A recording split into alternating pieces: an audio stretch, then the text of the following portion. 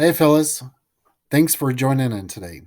Today, we're going to be looking at my Topps Project 2020 favorite cards that I have in my personal collection.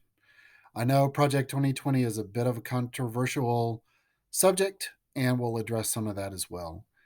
A few kind of oddities for today. I'll be using PowerPoint to present the slides.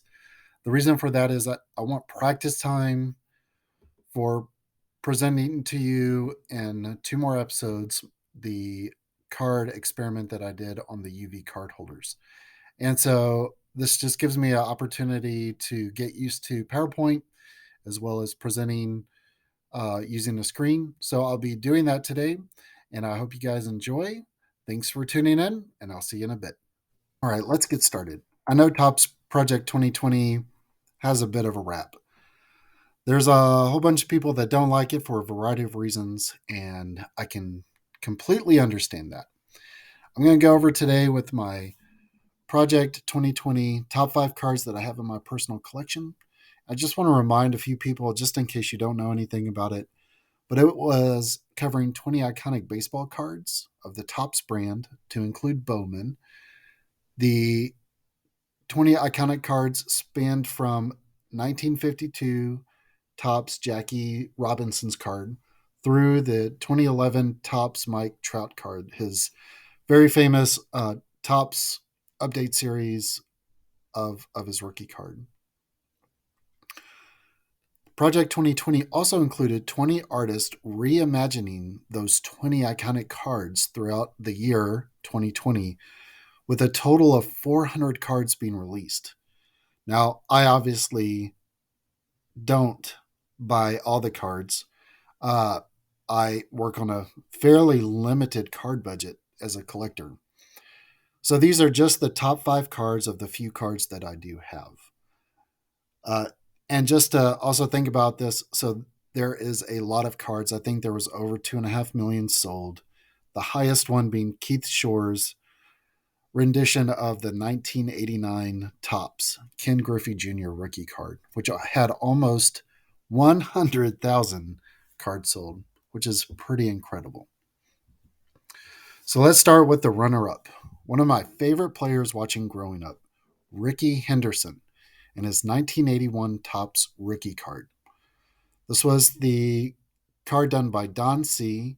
It was the 398th card, so almost all the way at the end, one of the last cards done. It calls him the Man of Steel, but if you look carefully at that steel, it is because he was the stolen base leader.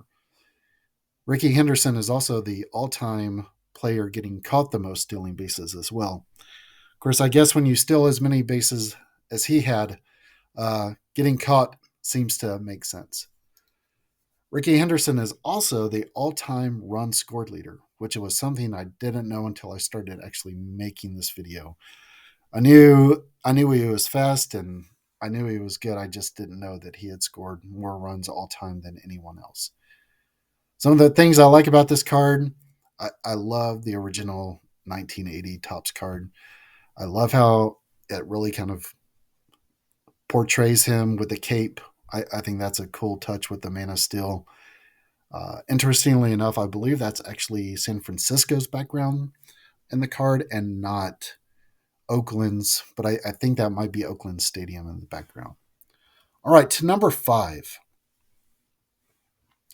Number five is Ichiro, and I love this card for a lot of reasons.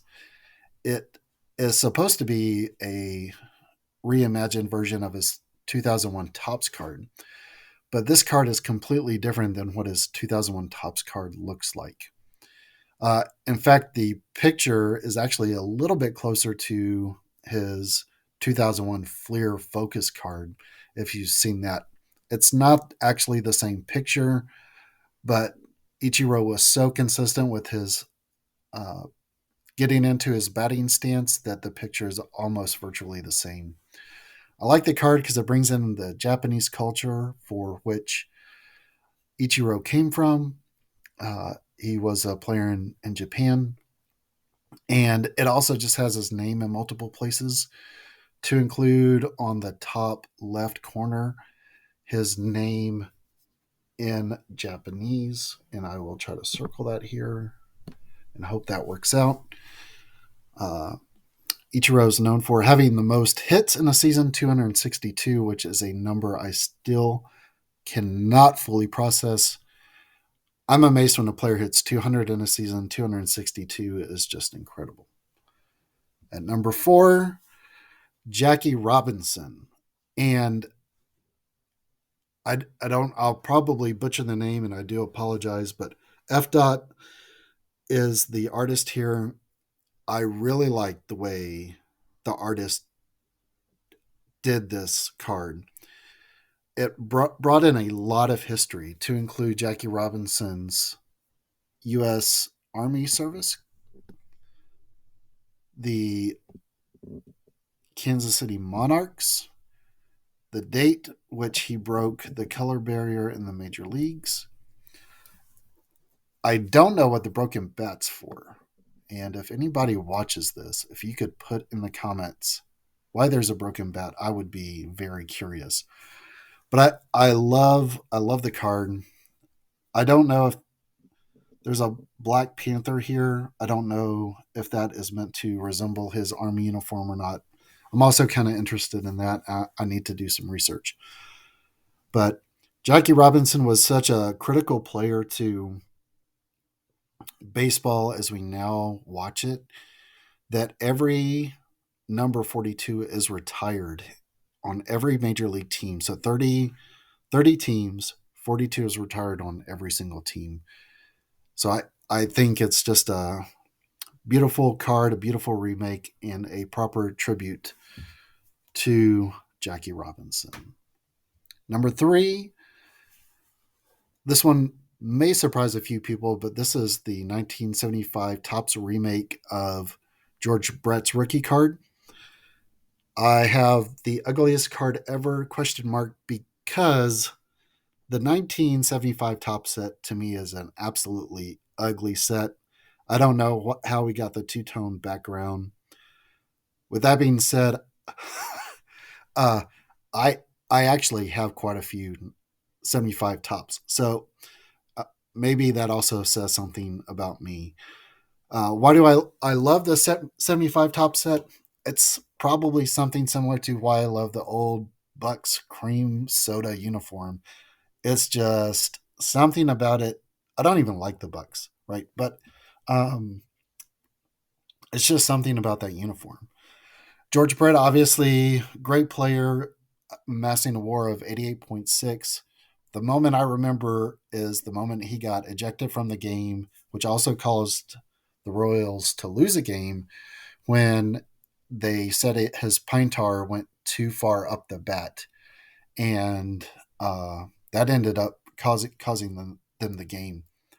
I have no idea if there's any reason or purpose that there's some animal in the background. I also don't know what the animal is supposed to be. So here I jokingly put, why is there a chupacabra in the scene? It's just something funny to me. It actually was one of the things that drew me to it. The artist doesn't paint faces on the intended member within the scene or the picture, and yet he put a face on whatever animal that is. I'm calling it a chupacabra. All right. Off to number 2. And back to F. Dot. Again, if I say the artist's name wrong, my apologies. But I love Nolan Ryan. He's the all-time strikeout leader. He's also the all-time walk leader. I mean, he played in like 4 different decades. So probably should give him a little bit of slack. He never won a Cy Young.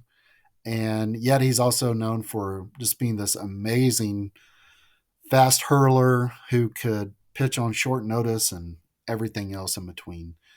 So this is his 1969 card, remade with the steam engine in the back being the Ryan Express. And so I love the card. This card actually started making me excited about Project 2020. So I got into the game a little bit late. This was the 52nd card, and it was this card where I started going, well, I really like what they're doing here. And I kind of wish I had paid attention earlier to it and with the first couple of cards, but uh, it is what it is. So Nolan Ryan, number 52 card, a remake of the 1969 card, is my favorite one. And so my number one favorite card. I'm not a White Sox fan, and growing up, I wasn't necessarily a huge Frank Thomas fan, but I love the remake of this 1990 Topps card. Some of the reasons why I love it, I'm just going to point them out and draw them out. He's in a Chicago White Sox uniform here, so that's actually the team that drafted him. And the actual card, the original, he's in his Auburn uniform, I believe. The other thing is you have him and Bo Jackson, and of course that's speculation, but you see Jackson there, like JAC, and then this number actually coincides with Bo Jackson's real number, so it seems to be a logical right assumption that this is Bo Jackson also in the scene. Both of those guys went to Auburn, and both turned out to be all stars when they were playing. Bo Jackson is still a heavily coveted card from the I hate to call it the junk wax era, but I'm still gonna do that. So if you're trying to help change that junk wax era name, I apologize. I'm all about it. Agree we should do it. I just can't remember what we're not supposed to, or what we should be calling it now. The other part about this card I liked was the blank nameplate. And this is actually one of those error cards, and I believe it's actually something people try to fake to sell cards more expensive, is try to pretend like the nameplate is blank. But I just loved it. I got so excited about this card when it first came out that I started sending pictures to my buddy going, "Hey, have you seen this card?" And he's like, "Yeah." I'm like, "It's got Jackson in there. It's got the blank nameplate. He's in the Chicago uniform. I think it's amazing." And because of that, he ended up buying one too. So this card to me, very very neat. I love the Topps 90 set. Uh, I'll show you another card here soon, actually, from it. So in my card experiment that I did, I actually have a 1990 card set that was part of that experiment as well. So who is Frank Thomas? Well, he's a first baseman that somehow accumulated a 73.8 WAR. And if you pay attention to WAR and you pay attention to first baseman, that's beyond impressive. 73.8 WAR for a first baseman is incredible. And he was also a two-time MVP. So Frank Thomas is, just one of those incredible athletes that played baseball, played first base, and has left a lasting impact on the game. All right, folks. So those were my top 5 Project 2020 cards. Whether you like Project 2020 or not, it was a huge success for Topps. It introduced the artist remaking cards, something that appears that is here to stay. And that might be the drawback, but people keep buying them. I didn't really pay attention to Project 70 or Project 100. It was Project 2020 that hooked me. It was Project 2020 that hooked me because they brought in the history of the cards, and it was something original being done. The other sections just kind of seem, I haven't paid attention at all. So you can see some of the print runs, right? Project 20 had over 200,000, almost 203,000 Griffey Jr. cards, over 323,000 Mike Trout cards. But then there were other players that just never caught on, like Bob Gibson with only 77,000 cards printed in all of his remakes. So some players, some of the more modern players probably had more printouts than some of the other players. And Bob Gibson's kind of one of those guys that people should go back and watch old Cardinals games where he pitched because he was just amazing. So anyway, once again, that's it. And I appreciate you guys watching. I hope to see you soon. I'll be doing a coffee video next. I've actually already recorded that. And I am starting to work on what I'm going to say for the video on my card experiment. So stay tuned, guys. Hopefully both come out soon. The coffee one will be before the video about the card experiment. At least I hope, or maybe, because I'm getting more and more excited the more I work on it. Thanks a lot, guys. Take care.